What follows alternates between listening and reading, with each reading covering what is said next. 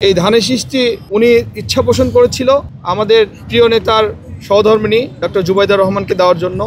আমরা গ্রহণ করেছি সেটা। ডক্টর জুবাইদা রহমান বাসায় ফেরার পথে চেষ্টা করবেন ওনার সাথে একটু সাক্ষাতের।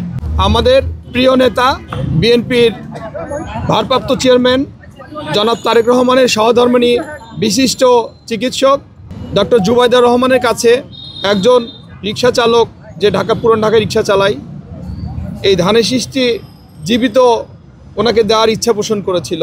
ধানের শীষটি আজকে 2-3 দিন এখানে থাকতে নুয়ে পড়েছে। এই সংবাদ ডক্টর জুবাইদা রহমানের কাছে যখন পৌঁছে, তখন উনি আমাকে বলিয়েছেন, জানেন তো উনি একজন মানুষ আর কি, উনি সামনে এত ভিড়ের মধ্যে হয়তো আসতে পারবে না, তাই আমাকে পাঠিয়েছেন ধানের শীষটি নিয়ে ওনাকে যেন এই যে 3-4 দিন এই শীতের মধ্যে কষ্ট করে এখানে বসে আছে, শুয়ে আছে, কখনো ওনাকে সসম্মানে যেন উনি বাড়ি ফিরে যেতে পারে, সেই জন্য যৎসামান্য হেল্প করেছি আমরা ওনাকে। এবং এই ধানের শীষটাই উনি ইচ্ছা পোষণ করেছিল আমাদের প্রিয় নেতার সহধর্মিণী ডক্টর জুবাইদা রহমানকে দেওয়ার জন্য।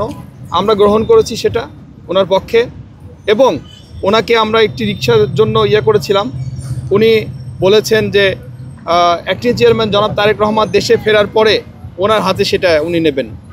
তা আমরা করেছি, ঠিক আছে, ওনারটাই ঠিক, এবং এইটা ওনার হাতে আমরা পৌঁছে দেব। এবং ডক্টর জুবাইদা রহমান বাসায় ফেরার পথে চেষ্টা করবেন ওনার সাথে একটু সাক্ষাতের, এটা বলেছেন।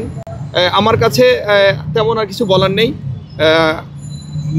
এই বলে আমি শেষ করব।